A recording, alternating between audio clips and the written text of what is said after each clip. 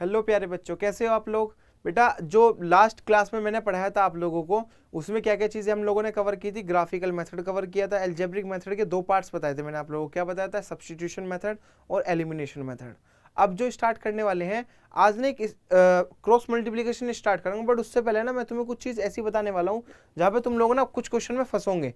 वो क्वेश्चन कैसे होंगे कि जहाँ पे ना मतलब आपको एक्स का ऊपर पहली वाली इक्वेशन का तो एक्स का और नीचे वाली इक्वेशन का वाई का जो कोफिशिएंट होगा वो सेम होगा, और पहली इक्वेशन का वाई का और इस वाली की एक्स का कोफिशिएंट का जो कोफिशिएंट होगा वो सेम होगा। तब केस में क्या करेंगे, जैसे ये वाला क्वेश्चन से ये वाला क्वेश्चन है हमारा ये कि देखो 37 यहां है हमारा और यहाँ पे 37 वाई की पे आ गई। यहाँ एक्स का था या वाई का, यहाँ 43 वाई पे है, यहाँ 43 एक्स पे है। ऐसे क्वेश्चन में क्या करेंगे, तो उससे पहले थोड़ा सा इसका मेथड समझेंगे। मेथड क्या है देखो, पहली चीज ये special type of case when the coefficient of x and y in one equation are interchange in the other. ठीक है, मतलब यहाँ पे x और उसका y सेम होगा, उसका y और इसका x सेम होगा। तो उसको किस तरीके से लेके चलेंगे, पहला step add the given equation and from it obtain an equation of the form x plus y is equal to ए।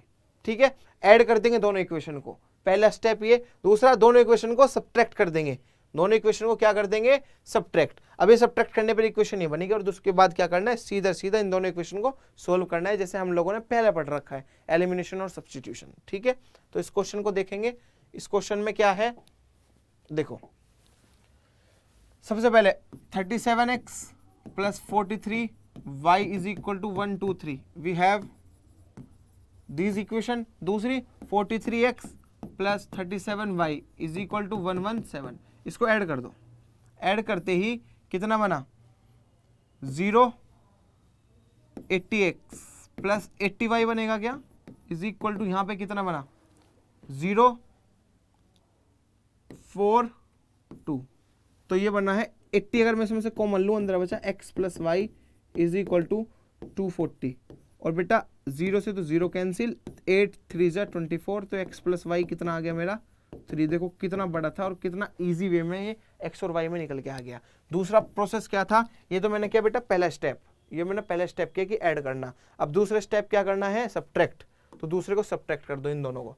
तो अब एक चीज बताओ, जब तुम इसको सब्ट्रैक्ट करोगे तो 37x plus 43y is equal to 1 2 3, 43x plus 37y is equal to 117। तो माइनस माइनस माइनस।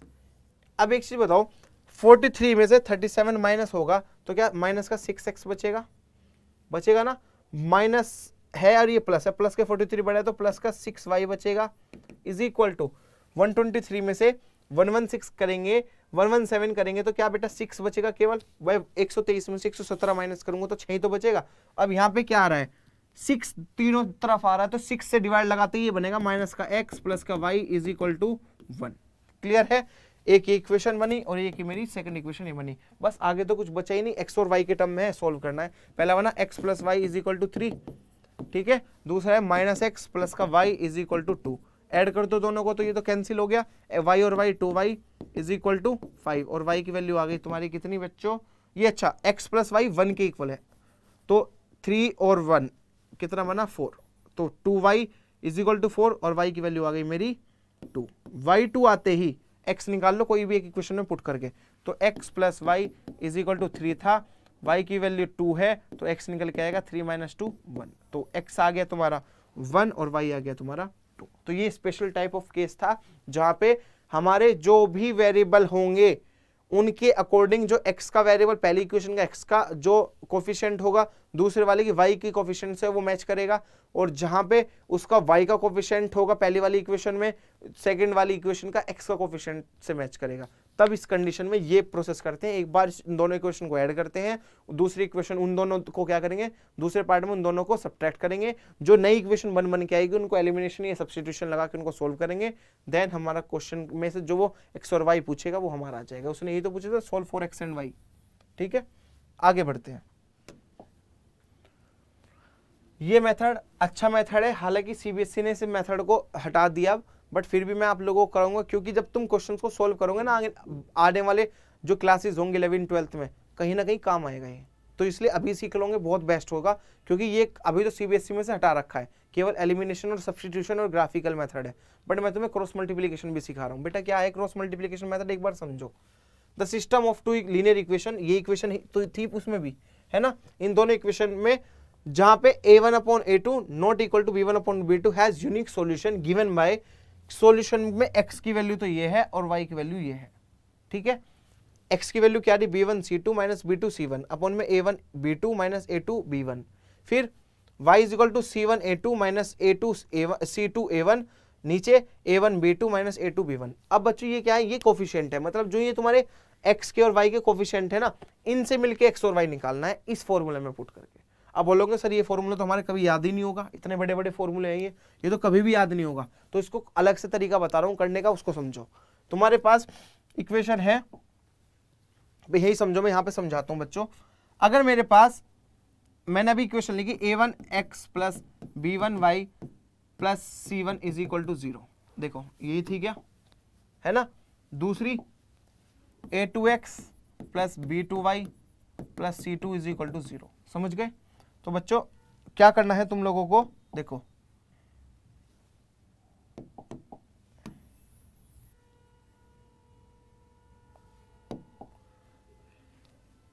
x लिखा, y लिखा, माइनस का 1 लिखा, समझ गए। अब क्या करने वाला हूं मैं, थोड़ा सा ना चिड़िया बनाने वाला हूं, अभी इस चिड़िया को समझना बड़े ध्यान से।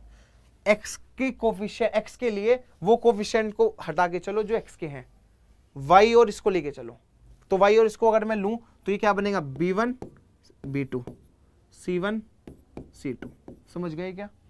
अब y पे आ जाओ, y वाले को हटा के चलो, बचे हुए को करो, बचे हुए में c1 c2 तो है, बट a1 a2 नहीं है, तो a1 a2 लिख दो बस, a1 a2, समझ गए।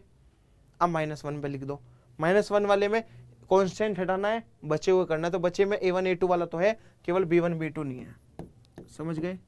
अब कुछ नहीं करना, क्रॉस मल्टीप्लाई, इसकी इसमें मल्टीप्लाई, इसकी इसमें मल्टीप्लाई, इसकी इसमें मल्टीप्लाई, इसकी इसमें मल्टीप्लाई, इसकी इसमें मल्टीप्लाई, इसकी इसमें मल्टीप्लाई। अब देखो क्या करके लिखे ना, x के लिए x अपॉन b1 c2, इसमें से इसको माइनस करना है, तो minus b2 c1 is equal to y upon c1 a2 minus c2 a1 is equal to -1 upon, इसको चेंज करेंगे, क्या बोला, a1 b2 minus a2 b1। Clear है बच्चों, थोड़ा सा ना इसको मैच करो उस वाले से, क्या ये वही बनना। देखो जब मैं इसको उधर पूछाऊंगा, 8 देखो b1 c2, नीचे वाला तो देखो सेम बन रहा, ये रहा, ऊपर वाला ये बन के आ रहा, b1 c2 b2 c1, b1 c2 b2 c1। अब बेटा एक चीज बताओ, अगर मैं ये -1 +1 में चेंजेस क्या करना है, अगर ये 0 से इधर ला रहा हूं तो प्लस में रखना, बट अगर उधर लेकर जा रहा हूं तो माइनस में रखना, तो इसको तुम यहां पे प्लस में रखो, ठीक है। बट अगर तुम इसको इधर ले रहे हो, सपोज करो इसको इधर लाऊंगा तो माइनस में तो पहुंच जाएगा, तब माइनस लगाना। अब बेटा x की वैल्यू अगर मैं निकालूं तो x b1 c2 minus b2 c1, ये 1 के इक्वल लेके चलो, 1 upon a1 b2 minus a2 b1, तो बेटा ये x क्या निकल के आएगा, b1 c2 minus b2 c1 upon a1 b2 minus a2 b1। x तो निकल के आ गया ये, अब y बेस निकलेगा, y क्या निकलेगा, ये नीचे उधर पहुंचा ऊपर, तो c1 a2 minus c2 a1 upon में कितना आ रहा है, a1 b2 minus a2 b1। Clear है, चेक कर सकते हो, c1 a2 c1 a2 c2 a1 c2 a1, नीचे a1 b2 a2 b1 a1 b2 a2 b1, आगे क्या y वही। अब x को भी ऐसे चेक करो, b1 c2 b2 c1 b1 c2 c2 b1 upon में a1 b2 a2 b1। Is it clear. तो अब तुम्हें रटने की जरूरत नहीं है, इसको याद रखना बस बच्चों, किसको याद रखना है, इस वाले पार्ट को, यही इंपॉर्टेंट है बस। जिसने सीख लिया वो पीछे की चीज याद रखने की जरूरत नहीं, जो मैंने वो बताई तुम्हें, बस ये याद रखना है, ठीक है। चलो आगे बढ़ते हैं, इस पर एक क्वेश्चन बताता हूँ तुम्हें। देखो पहले, उससे पहले ना थोड़ी सी कंडीशन सीखो। अभी ये जो मैंने तुम्हें बताया ना यहाँ पे, इस क्वेश्चन को समझते हैं पहले। Solve the system of equation ये और ये by the method of cross multiplication. Cross multiplication की ये मेथड है, इसको सोल्व करेंगे। तो इसको इधर के वाले को रफ कर रहा हूं मैं, देखो अब समझना इसको बड़े ध्यान से, उठा करके सीधा पुट कर दो इस इक्वेशन में।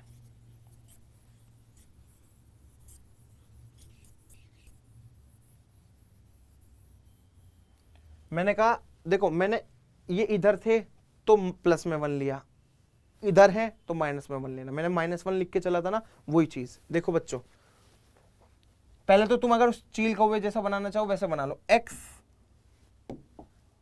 अपॉन में B2C1, मतलब अगर मैं बात करूं इसके कंपेयर कर लो पहले तुम ना, कंपेयर करो। ये है तुम्हारा 2x plus 3y is equal to 17। तो a1 तो है 2, b1 क्या है 3 और c1 है माइनस, चलो 17 ही लिख लो अभी, है ना, वो माइनस वाला जब भी लगा लेंगे। दूसरे वाला था 3x minus 2y is equal to 6। तो a2 तो है 3, b2 है माइनस का 2 और c2 है हमारा 6। समझ में आ गई? तो उसके लिए अब सोल्व करो थोड़ा सा।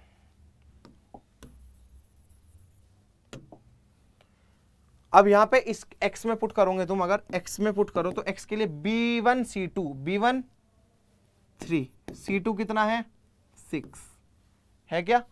अभी तुम अगर चाहो तो बेटा एक चीज देखो, तुम्हें ये तो इसको इधर लेके आ जाओ, तो ये माइनस में लगा दो, फिर यहाँ पे माइनस, ये यहाँ पे माइनस लगा के चलो भाई। अगर तुम इसको लो तो यहाँ पे माइनस लगाना पड़ेगा, यहाँ भी माइनस लगाना पड़ेगा, यहाँ भी माइनस लगाना पड़ेगा। क्यों? क्योंकि तुमने अभी शिफ्ट नहीं किया इधर, बट यहाँ पे शिफ्ट कर रहे हो। अब एक चीज बताओ, b1 c2 ये तुमने पुट कर दिया, माइनस में क्या करना है b2, b2 कितना है b2 ये रहा, b2 मेरा है माइनस का 2, इनटू में c1 कितना है माइनस का 17, ठीक है, अपॉन दूसरा a1 कितना है 2 इंटू में b2 कितना है माइनस का 2, माइनस a2 कितना है 3 इंटू में b1 कितना है हमारा 3। इसको सोल्व करो, आंसर आ जाएगा डायरेक्ट 18 माइनस माइनस प्लस और माइनस 14 अपॉन में ये कितना बना माइनस का 2 माइनस का 9, तो आ रहा है 4 अपॉन में माइनस का 11, और इसको ऊपर शिफ्ट करूंगा तो माइनस का 4 अपॉन में 11। x तो आ गया, ऐसे y निकालना है।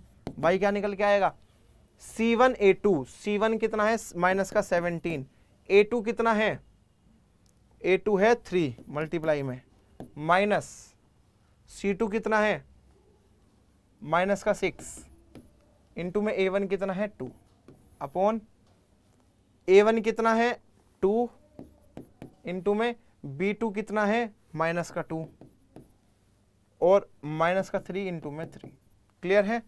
तो ये कितना बना, y की वैल्यू कितनी आ गई 51, वो भी माइनस का, और माइनस माइनस प्लस का 12 अपॉन में कितना है माइनस का 11। क्लियर है? y की वैल्यू कितनी आ गई बच्चों, ये आ गई तुम्हारी 939 अपॉन में 11। क्लियर है? तो y की वैल्यू आ गई ये, और x की वैल्यू तुम्हारी थी ये। क्लियर है? केवल और केवल पुट करना है वैल्यू को, और कुछ नहीं है इसमें। और ये मैंने तुम्हें सिखाई दी ये कैसे बननी है, ठीक है। प्लस माइनस की मल्टीप्लाई अगर कहीं पे कुछ कंफ्यूजन है तो देख लेना एक बार, बट मेथड सिखा दिया मैंने तुम लोगों को, नोट करें जल्दी से, ठीक है बेटा। अब इसको एक और तरीके से करते हैं। देखो मैंने यहाँ तक तो हो गया हमारा, x की वैल्यू आ गई, y की वैल्यू आ गई। अब इसको उस तरीके से करते हैं जैसे मैंने अभी तुम्हें सिखाया x, y और -1 के पार्ट में। देखो क्या करना है, इसको देखो यहाँ पे वैल्यूज को पुट करो बेटा। सबसे पहले एक चीज चेक करनी है, a2 3 है, b2 -2 है, c2 माइनस के 6 है। ये माइनस का 17 और माइनस का 6 समझ में आ गया होगा, क्योंकि मैंने इसे इधर शिफ्ट नहीं किया, मैंने वहीं की वहीं वैल्यू लगा दी। रखना चाहते हो तो तुम रख सकते हो, कैसे देखो, इस क्वेश्चन को देखें अगर हम बेटा, इस क्वेश्चन में है 2x प्लस में 3y इज इक्वल टू 17। इसको इधर शिफ्ट करूंगा तो 2x प्लस में 3y is equal to minus के 17। ये पहली इक्वेशन बनी। दूसरी इक्वेशन 3x माइनस 2y और प्लस का 6 है उधर, इधर आके माइनस का 6 इज इक्वल टू 0। ये दो इक्वेशन बनी। इसके अकॉर्डिंग सबसे पहले चेक करो, x के लिए बनाया, फिर y के लिए बनाया, और फिर 1 के लिए बनाया। x के लिए x को छोड़ के बचे वो सारे, तो 3 -2 माइनस का 17 माइनस का 6। y के लिए y को छोड़ के बचे सारे, तो क्या बना, ये तो है, ये वाला कर दो 2 और 3। अब इसके लिए ये हटा के 2 और 3 तो है 3 और माइनस का 2, मैंने क्या बताया था, इसकी इसमें मल्टीप्लाई, इसकी इसकी मल्टीप्लाई, इसकी इसमें मल्टीप्लाई, इसकी इसमें मल्टीप्लाई, इसकी इसमें, इसकी इसमें, तो x जो बन के आएगा वो देखो 36 18 माइनस माइनस प्लस और माइनस लगने ही लगे 17 दूनी 34, इतना क्लियर है, is equal to y upon 17 3 जा 51, 17 51 और प्लस में 18 इज इक्वल टू 1 अपॉन में माइनस का 4 और माइनस का 9। क्लियर है ये चीज? आई होप आप लोगों को ये चीज क्लियर हो रही होगी। अब बेटा इसके अकॉर्डिंग देखो, मैं इधर का रब कर रहा हूं, ये तो तुम लोगों ने सीख लिया, x is equal to minus के 18, रुक जाओ यहां पे अपोन में रखो, अभी अपोन में माइनस के 18 और 34 8 और 4 ये 52 बना गया बेटा, इज इक्वल टू y की वैल्यू कितनी आ रही है, माइनस के 39 आ रही है, is equal to 1 upon minus के 9 और 4 13 हो गए क्या माइनस के, तो बेटा x की वैल्यू आएगी माइनस के 52 अपॉन में माइनस का 13, माइनस से माइनस कैंसिल, कितने टाइम कैंसिल होगा 4 टाइम, 3 चौक 52 होते हैं, तो x की वैल्यू तो आ गई 4। अब आ जाओ y के लिए, y क्या होगा, y is equal to minus का 39 अपॉन में माइनस का 13, माइनस से माइनस कैंसिल, ये हुआ तुम्हारा 3 टाइम, तो y की वैल्यू आ गई 3। क्लियर है क्या ये चीज? तो ये दोनों के दोनों x की वैल्यू भी निकल गई, y की वैल्यू, उसने पूछा था ना solve the system of equation by the cross multiplication, तो ये मेथड है। क्लियर है? चाहे तुम डायरेक्ट को नहीं याद रख लेना, नहीं तो इस तरीके से करके चलना, बहुत बढ़िया तरीका है ये, इससे कभी भूलोगे ही नहीं क्रॉस मल्टीप्लिकेशन। ठीक है, आगे बढ़ो। अब आया बहुत अच्छा पार्ट है, condition for solvability of linear equation, consistent and inconsistent system of linear equation. Consistent और इनकंसिस्टेंट कब होगा और कैसे केस में होगा वो ध्यान रखना है। पहला क्या है, a system of equation a1x plus b1y plus c1 is equal to 0, a2x plus b2y plus c2 is equal to 0, ये हमारे पास इक्वेशन बहुत पहले से पढ़ते चल रहे हैं हम। Is said to be consistent if it has at least one solution, कम से कम एक सॉल्यूशन तो हो, ज्यादा से ज्यादा कितने ही हो, कम से कम एक तो हो ही हो। ठीक है, on the other hand the above system is said to be inconsistent if it has no solution at all, कोई सॉल्यूशन ही मैच ना करे। तो अब तुम समझ गए होंगे कंसिस्टेंट कब लगेगा, कंसिस्टेंट सब लगेगा कम से कम एक सॉल्यूशन हो, एटलीस्ट वन सॉल्यूशन हो, है ना। और इनकंसिस्टेंट कब लगेगा, जब उसमें सॉल्यूशन ही ना दिखे। ठीक है, तो इसके लिए कुछ टाइप्स हैं, कुछ केस हैं, वो सोल्व कर, वो बताता हूं कैसे होता है। देखो सबसे पहली चीज, condition for solvability of linear equation, the system of linear equation this और दिस। इस इक्वेशन के लिए पहली चीज, जब यूनिक आए, तुम्हें बताया था ना मैंने, याद है ग्राफिकल मेथड में पढ़ते थे हम, पहले क्या पढ़ते थे, यूनिक सॉल्यूशन। यूनिक सॉल्यूशन कब आता था, जब दो लाइन L1 और L2 एक किसी पॉइंट पर इंटरसेक्ट करती थी, तब यूनिक सॉल्यूशन होता था। जब दोनों की दोनों लाइन हमारी क्या करती थी, दोनों की दोनों ओवरलैप हो जाती थी, मतलब एक दूसरे के ऊपर होती थी, कोइंसाइड करती थी, तो तब क्या होता था हमारा इनफाइनाइट मैनी सॉल्यूशन। बट अगर दोनों की दोनों लाइन पैरेलल हो, तब क्या होने वाला है, हमारा नो सॉल्यूशन एग्जिस्ट। तो अब उसके लिए एक अलग तरीके से मेथड, अब वो तो ग्राफिकल मेथड, अब कैसे सोल्व करेंगे अलजेब्रिक के पार्ट से, तो वो थोड़ा सा देखेंगे। अगर यूनिक सॉल्यूशन आया, तब इन इक्वेशन की कोफिशिएंट्स जो है ना, इन इक्वेशन के कोफिशिएंट्स, उनको a1/a2 not equal to b1/b2 होना चाहिए। पहली चीज समझ गए, अगर यूनिक सॉल्यूशन है तब। और सॉल्यूशन के ये तो तुम्हें पता ही है, क्रॉस मल्टीप्लिकेशन से तुमने पढ़ लिए थे, है ना। But infinite number of solutions में कंडीशन ये लगेगी, तो इनके जो x के कोफिशिएंट है a1/a2, y के कोफिशिएंट है b1/b2, c1/c2, मतलब रेशियोज में आएंगे। मतलब ये है कि ये सब के सब किस में चलेंगे, रेशियोज में।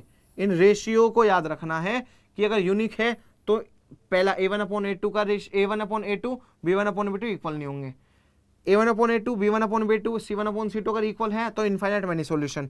बट अगर ये है कि शुरू के दो तो रेशियो हमारे इक्वल हैं, लास्ट वाले इक्वल नहीं है, तब आएगा नो सॉल्यूशन एग्जिस्ट, मतलब इनकंसिस्टेंट। समझ गए क्या, समझ गए होंगे आप लोग। बहुत इंपॉर्टेंट है, जो बोर्ड पे लिख रहा है जल्दी से नोट करेंगे इसको। ठीक है, आगे क्वेश्चन है, find the value of k for which the system of equation x minus 2y is equal to 3, 3x plus ky is equal to 1 have unique solution. अब बेटा यूनिक सॉल्यूशन के लिए तुम्हें पहली कंडीशन क्या थी, यूनिक सॉल्यूशन के लिए a1/a2 not equal to b1/b2 था, तो इसको उसी तरीके से सोल्व करेंगे। तो इसका कोफिशिएंट क्या है, 1, a1 तो 1 है, यहाँ पे 3 है, नॉट इक्वल टू -2 में k। Is it clear. तो यूनिक k की वैल्यू क्या हो सकती है, ये वैल्यू निकालनी है हमें। तो k कितना निकल के आ रहा, k नॉट इक्वल टू क्या आ रहा है 6, वो भी माइनस के, मतलब k की वैल्यू सारी हो जाएंगी अदर देन -6। समझ गए? तो k की वैल्यू ऐसे निकलेगी। Have unique solution, unique solution है तब क्या करना है। Next question is find the value of k for which the system of equation infinite many solution. अब इनफाइनाइट मेनी सॉल्यूशन के लिए प्यारे बच्चों क्या था, इनफाइनाइट मेनी सॉल्यूशन के तीनों के तीनों रेशियोज इक्वल हो। अब k निकालना, देखो पहला k अपॉन में 12 इज इक्वल टू 3 अपॉन में k is equal to k minus 3 upon में k। Is it clear? Is it clear बच्चों? तुम एक चीज बताओ, पहले अगर मैं पहले दो को लूं तो k की k में करूंगा तो k square is equal to 12 3 36, तो k की वैल्यू कितनी आ रही है, +-6 आ रही है क्या, k की वैल्यू +-6। दूसरे से भी चेक करके देख लो, लास्ट के दो ले लो भाई। पहला आया 3k is equal to k square minus में 3k आ गया क्या। अब ये उधर पहुंचेगा 3k plus 3k is equal to k square, k की वैल्यू ये आया 6k is equal to k square, है ना। अब एक k से ये k कैंसिल, k की वैल्यू 6 आ गई क्या, यहाँ 6 आ गई, यहाँ +-6 आ गई। तो कहने का मतलब क्या हुआ, दोनों में एक चीज दिख रही है कॉमन, तो k की वैल्यू 6 ही ले लो बस, ठीक है। तो k की वैल्यू उसने कहा ना find the value of k, तो k की वैल्यू कितनी आ रही है हमारी 6। इज इट क्लियर बच्चों? Is it clear? जल्दी से नोट करेंगे, बहुत इजी है बट 2 मार्क्स के लिए सीबीएसई में इंपॉर्टेंट। अब तुम लोगों के लिए है do it yourself, find the value of k for which the system of equation this और दिस हैज यूनिक सॉल्यूशन। मुझे बताने की जरूरत नहीं है, मैंने तुम लोगों को क्या बताया, यूनिक सॉल्यूशन अगर तुम निकाल रहे हो, यूनिक सॉल्यूशन अगर तुम लोग निकाल रहे हो बच्चों, तो वो कैसे पता होना चाहिए।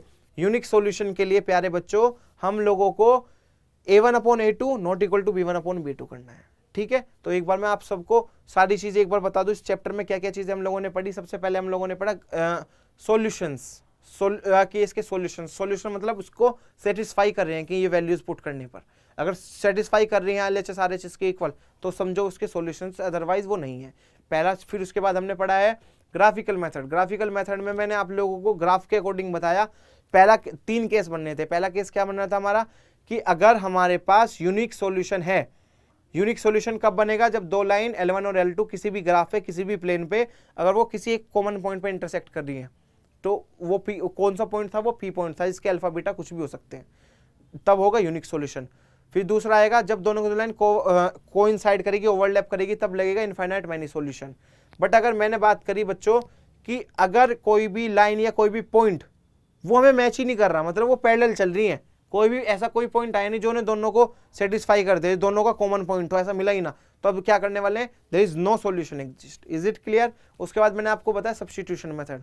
What is substitution method? Substitution method हमारे यहाँ पे 2 इक्वेशन मिलेगी, उन दोनों इक्वेशन में से किसी एक की वैल्यू निकालो, x की निकालो चाहे y की निकालो, उठा करके दूसरे में पुट कर दो, वहां से उस वैल्यू उसको सोल्व करो। सपोज करो तुमने पहले वाली इक्वेशन से x की वैल्यू निकाली, तो x वहां पुट करोगे तो वो पूरा y का बनेगा। अब वो y का बनते ही जो निकल के आया वो x वाले में पुट करो, x भी निकल गया y भी निकल गया। ये है हमारा क्या सब्स्टिट्यूशन मेथड। एलिमिनेशन मेथड में क्या था, 2 इक्वेशन मिलेगी, जो जिसका मन करे उसको तुम सोल्व करो, एक को एलिमिनेट करना है बस, एक को एलिमिनेट करके दूसरे की वैल्यू निकालो, और जो वैल्यू निकल के आई कोई भी 2 इक्वेशन में से जो तुम्हारे पास गिवन थी उनमें पुट करो, आराम से दूसरा वेरिएबल निकल जाएगा। ये है एलिमिनेशन। क्रॉस मल्टीप्लिकेशन में क्या बताया, क्रॉस मल्टीप्लिकेशन में मैंने आप लोगों को उससे पहले मैंने एक केस बताया था आप लोगों को, क्या बताया था वो केस था कि अगर इसका x और इसका y मैच कर जाए और इसका y इसका x मैच कर जाए, जब क्या केस में क्या करना है, दोनों इक्वेशन को एक बार ऐड करना है, दोनों इक्वेशन को एक बार सब्ट्रैक्ट करना है, नई नई इक्वेशन बनेगी, इनको एलिमिनेट कर दो, चाहे सब्स्टिट्यूशन वाला मेथड लगा दो, तो उससे हो जाएंगे दोनों के दोनों। समझ में आ गई? नेक्स्ट वन इज मैंने आपको क्रॉस मल्टीप्लिकेशन मेथड बताया। क्रॉस मल्टीप्लिकेशन मेथड में एक तो वो फॉर्मूला है जो मैंने तुम लोगों को अभी यहाँ पे लिखवाया था, ये वाला, ये इन मेथड को समझ लो, अदरवाइज ये तरीका मैंने तुम लोगों को बताया ही है, इस तरीके से सीख लो, करने की जरूरत ही नहीं है, सीधी यही करनी है। इसकी इसमें मल्टीप्लाई, माइनस में ये टर्म, इसकी इसमें मल्टीप्लाई, माइनस में ये टर्म, इसकी इसमें मल्टीप्लाई, माइनस में ये टर्म, इक्वल टू करके कांस्टेंट की इक्वल करके एक्स वाई की वैल्यू निकाल दो। क्लियर है बच्चों? तो इस पर बेस्ड क्वेश्चंस जरूर करना कि हम लोगों को में सबसे पहले एलिमिनेशन मेथड सब बच्चों से बेस्ट होना चाहिए, क्योंकि ये लाइफ टाइम में काम आने वाला है, ठीक है। दूसरी चीज 2 मार्क्स के k की वैल्यू निकालने वाले क्वेश्चंस, जिसमें मैंने तुम लोगों को अभी 3 केस बताए, पहला unique solution, infinite many solution और नो सॉल्यूशन। यूनिक सॉल्यूशन में क्या होगा, a1 upon a2 not equal to b1 upon b2। या उसके बाद इनफाइनाइट मैनी सॉल्यूशन में क्या होगा, इनफाइनाइट मैनी सॉल्यूशन में a1 upon a2 is equal to b1 upon b2 is equal to c1 upon c2। Clear है ये चीज। इसके बाद मैंने आप लोगों को क्या बताया है, इसके बाद मैंने आप लोगों को बताया है a1 upon a2 is equal to b1 upon b2 not equal to c1 upon c2 आ जाए तब लगेगा नो सॉल्यूशन। इससे पहले वाले में इनफाइनाइट मैनी सॉल्यूशन। क्लियर है बच्चों। आई होप आप लोगों को आज की क्लास बड़ी बेस्ट लगी होगी, क्योंकि आप लोगों का पूरा चैप्टर कवर हो चुका है इसमें। ठीक है, आपको वेरियस टाइप के क्वेश्चंस करने, बेस्ट क्वेश्चंस को ट्राई करके देखना है। बेस्ट क्वेश्चंस करोगे, प्रीवियस ईयर लगाओगे, बेस्ट तरीके से 10th की तैयारी होगी। ठीक है बेटा, ऑल द वेरी बेस्ट।